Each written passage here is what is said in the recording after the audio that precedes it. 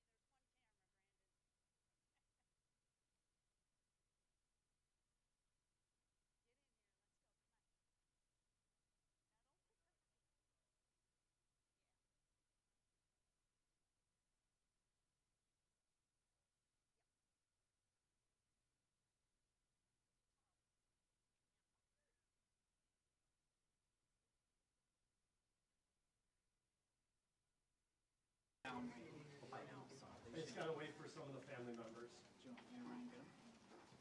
Brandon, I thought you said one camera. I know, that's, I'm just already giving you grief, man. Like, your idea of one is, One, yeah, we got one. Brandon said one camera, one microphone. Somebody didn't bring their recording equipment, and we're not gonna say who it was. thanks for busting them out though, Leland. I'm sure he appreciates that. We can scooch. Yeah, make sure Pepper gets the FaceTime, please. We're still waiting on about 15 more people. They're upstairs right now. So you're not live right now, are you? No. Okay.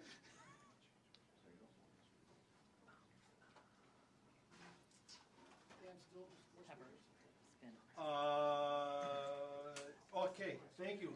Very good. So there was another family member. I'll spell her name so you guys don't have to take the picture. Amber Conkey, Amber Kohne. She's a mother of one of the juvenile victims. She'll also be speaking. HKE? I'll start from the beginning. Kohne.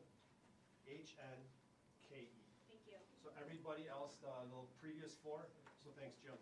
The previous four are still going. Sue Opper, Chief Thompson, David Sorensen. And then we'll take a few questions after that. And I'll do introductions as soon as the family members come down here. You're gonna moderate the questions? Okay, thank you. Yes, it's going to be one, all, Yeah.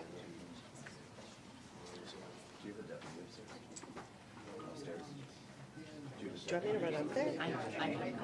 No. Do you want me to run upstairs and? For Carrie, I didn't bring my phone, but Ryan. Oh, good, you guys are all staying together, perfect. Where's four? Oh, perfect, you guys set this up perfect. Ryan. We'll go, right, you four right away, and then, Come on, Pepper. do you want to leave Pepper you here? guys set this up perfect. I see what this is. Yes. Gold stars for everyone. We'll go in that order. Hi, baby. How interesting.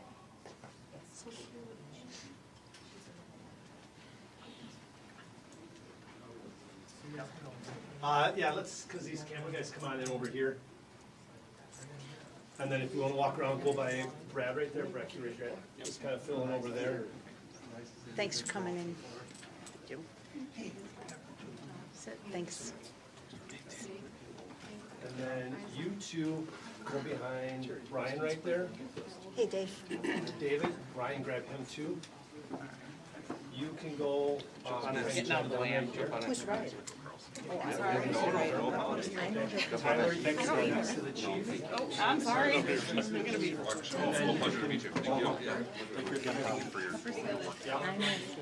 All right, and then for the Swansons, if you maybe, can you guys move in a little bit?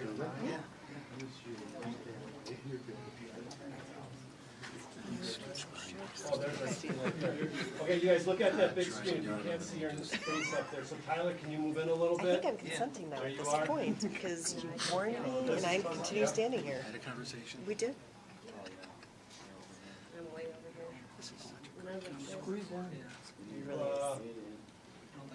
You're good with that? Oh, wait, Swanson? Yeah. Yeah. Jen, come on. Yeah, come on over here. Are you sure? Yeah, Pepper, jump on my shoulders.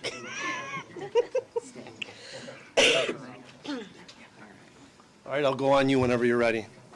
Meeting is ready. Everybody ready? All right, thank you. Good afternoon, everyone. We're here to have a press conference to discuss some of the events that happened today. Speaking today will be District Attorney Sue Opper, Chief Dan Thompson of the Waukesha Police Department, also David Sorensen, which is the husband of Virginia Ginny Sorensen, Tyler Pudliner, he's a Waukesha South band member, and Amber Conkey, a mother of one of the juvenile victims. Also present with us today is County Executive Paul Farrell, the prosecution team consisting of Leslie Basie, Zach Witchow, Detective Tom Casey from the Waukesha Police Department, Detective Ryan Rugland from the Waukesha Sheriff's Office, and paralegal Christy Giese. Also to my right, your left, is Jen Dunn and Carrie Peterson from the Waukesha County District Attorney Victim Witness, and with our comfort dog, Pepper, who have played an integral role with our crime victims throughout this whole process. To that, Sue Opper. Thank you. First and foremost, our thoughts and concerns remain with the victims involved in this tragedy and their families. Although the defendant devastated our community, the people of the city of Waukesha, Waukesha County, and beyond demonstrated tremendous resiliency. We are so grateful for the first responders, citizens, and medical professionals who sprang into action and immediately rendered aid and saved so many lives that day.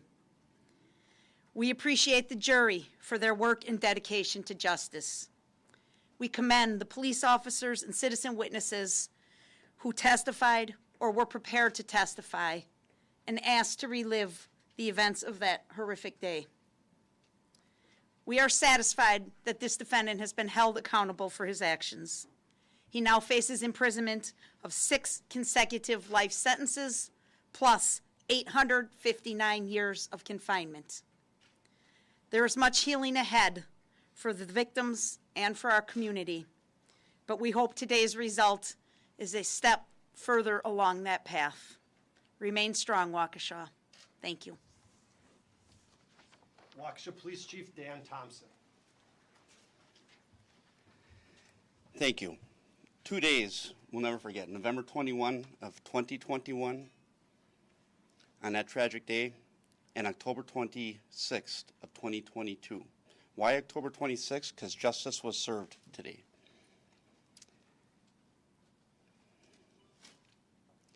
I want to say thank you and praises to this community. I want to say thank you in the resiliency and strength of the families and victims who were involved in it and were impacted by this event. The investigation team, I want to send a personal thank you to the District Attorney's Office, Sue Opper, Leslie, Zach, and everyone on that team who assisted in this successful prosecution. I want to say thank you to the jury and the court process and the court proceedings and everyone that was involved in the court who found this defendant guilty, which is just and right. That defendant's actions did not define this great community. It refined us in our resolve and our strength in being Waukesha strong. Thank you. David.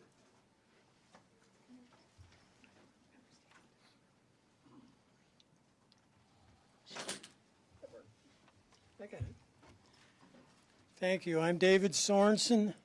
These are my 2 sons. Justice was served for my wife, Virginia Sorensen, my 3 children, and the whole Sorensen clan. Thank you very much to the people that did this court case. We appreciate it.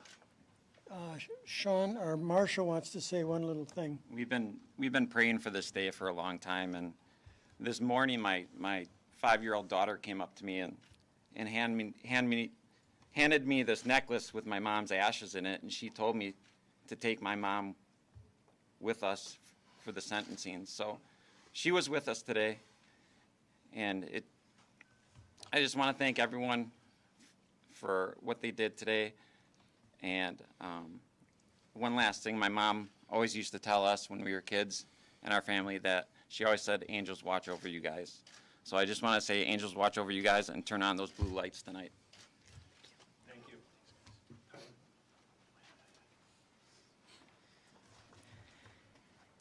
I want to first thank the prosecution team.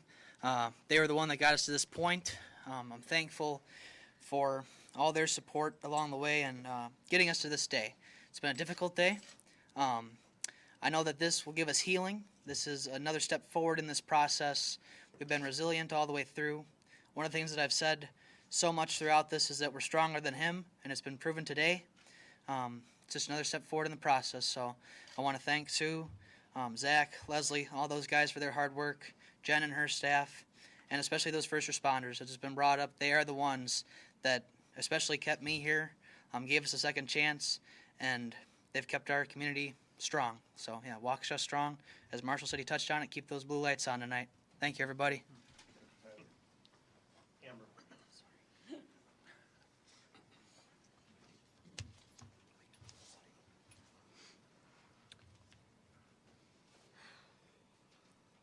Just want to say that I'm very happy with the verdicts and that, you know, justice has been served today. I would just like to thank everybody, the first responders, the DA and the judge, all the law enforcement, everybody who was involved, especially those who were very much involved with my family and the support system that we have had. It's been amazing to see how wonderful this community has been to pull together for all of those who were hurt that night. Thank you. With that, we'll take a few questions. Those available for questions will be Chief Thompson and District Attorney Sue Opper. So I'll start right here, TMJ4. Who would you like to direct your question to? Sue, come on up. Okay, thank you. Chief. We just gotta know, how are you and your team feeling right now about this outcome? Well, it's obviously quite satisfying that Mr. Brooks has been found guilty and held accountable for his actions. As many of these victims have said, this is a joyous day for that reason. It's also the point where we hope everyone can move on from. The support that we've gotten as this case wore on day after day was tremendous, and we're very relieved. I guess that's the best word, is relief. Hillary? I saw you get a tear in your eye when they were talking about Virginia's ashes. You spoke about Yep. what this meant to you and the victims. How do you begin to describe what it was like going up against Brooks as defending him, representing himself? Did that change your strategy? How did you get through all that? Yeah. I mean, legally, it changed our strategy, certainly, because if there's an appeal, we have to do, he can make a mistake in the courtroom and get a new trial, and we have to pay the price for that, we the state and we the victims. So it's changed our strategy in that we had to make sure, and Judge Darrell did as well, the record was very thorough, very complete, and we didn't miss anything. But as far as handling the actual court proceedings, we felt very, very offended by his behavior, his disrespect of the court, the decorum, the families, his insulting the judge, his challenging the judge. That's not the way our system is designed. That was intentional on his part. We truly believe that. He did everything he can except claim that the dog ate his homework.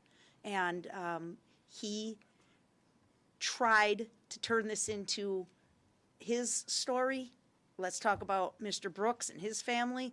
And we just kept redirecting it back to the real focus here is our families, our victims, our community, and his responsibility for this destruction. 58. What was the most challenging part, and how did you keep your patience through all of it? Again, it wasn't a difficult case factually, and I don't mean to sound, overly confident in that, but this case was unique because the activity was videotaped, right? And so, whereas most cases we have to rely on eyewitness accounts or other ways to prove the case, we had videograph evidence of his behavior all up and down that crime scene and throughout the neighborhood. So that way, it wasn't difficult. Again, the difficulty and the challenges we faced was what nonsense was going to come out of his mouth next, and we were anticipating much of what would come next and being ready legally with case law and legal authority to be able to respond to that. So I think that was the hardest thing. The investigation was so thorough, so well done that we knew the facts were solid. It was just making sure the record and the presentation was done legally accurate.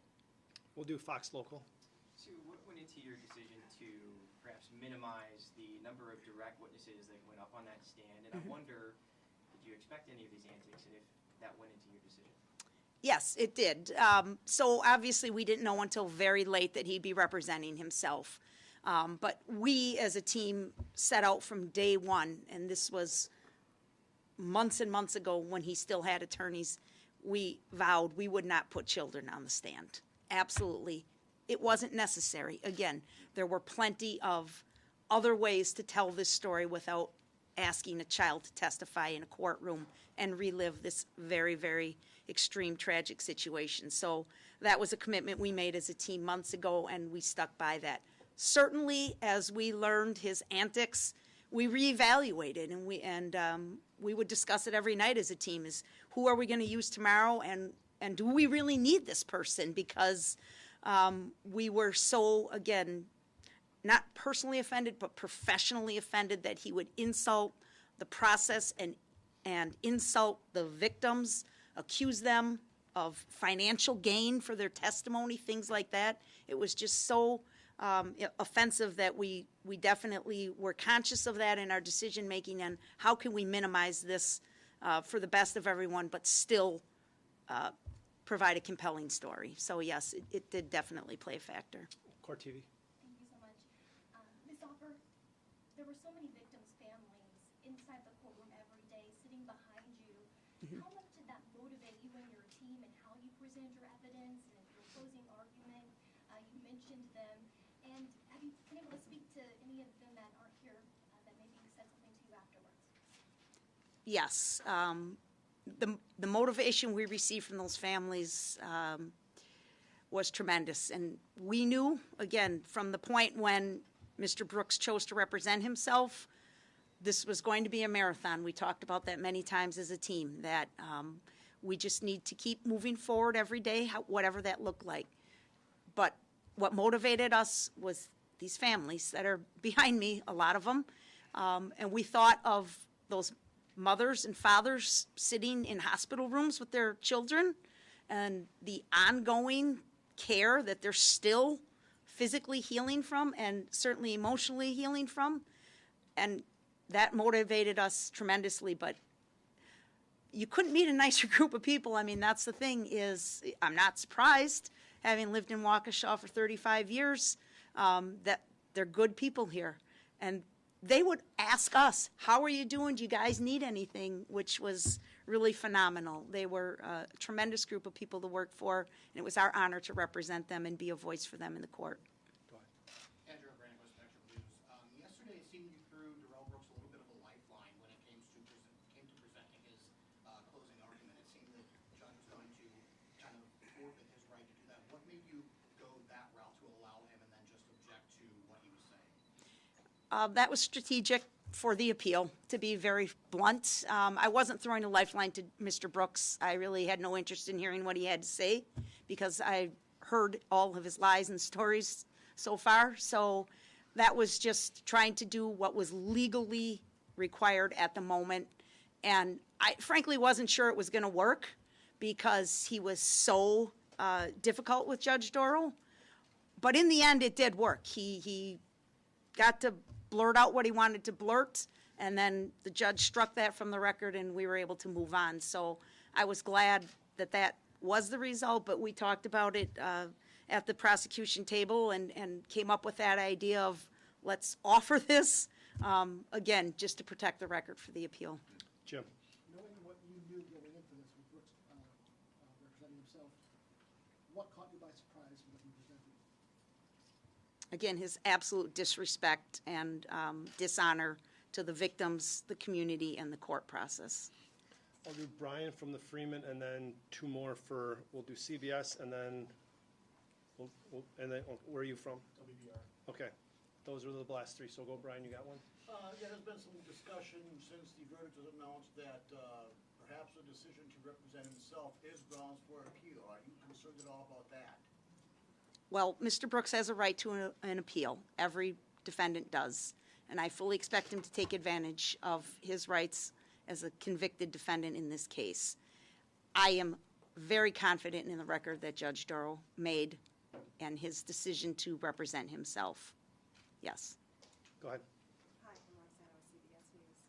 What do you think about the length of time that the jury took to deliberate? We were not. We talked about it last night, and frankly, I know a lot of you were here too. We were all, by the time we got to that 8 o'clock mark, we were exhausted. And when they said they wanted to go home and rest, we were thankful, quite frankly, because we all felt the same way. It's such an emotionally draining day. And to get through all that and the nonstop banter from Mr. Brooks, it's taxing.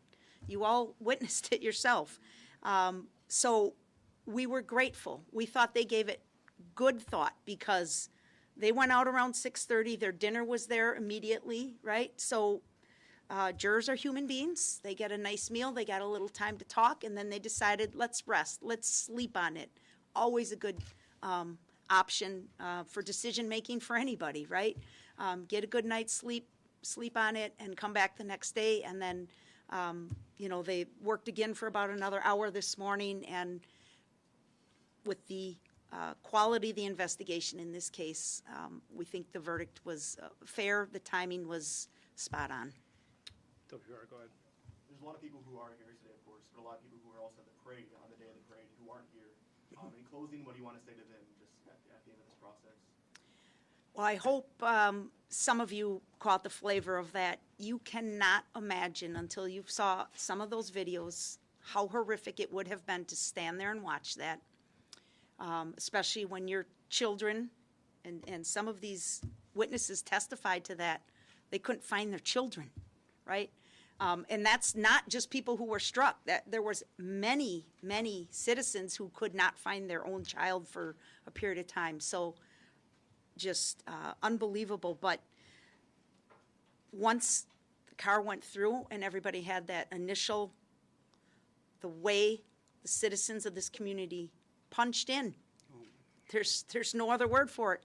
The nurses, the doctors, the EMTs, the paramedics, anybody who knew anything about how to apply a Band-Aid walked into that street and treated those people. So that was another source of strength for us, right? Is if they could do that, we can get through this. Thank you. As we move on to the next phases of the judicial process, I'm sure that people will be readily available to provide comment as we get into. We have a court hearing on Monday at 1 o'clock, I believe, for scheduling, and I think then we're going to go into the sentencing phase, and we'll know more about that. People here behind me will make themselves available for you, I'm pretty much sure, as this goes on. But as of right now, we're going to end it and allow people to be with their families. And definitely this prosecution team needs some much-needed rest and some time away from this courthouse. So thank you all very much for being here today. Thank you, guys. If we could make a line so I can allow these people, thank you. It was more so at your camera.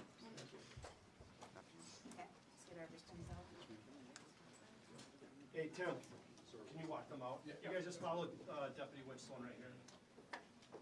What's that? Marshall?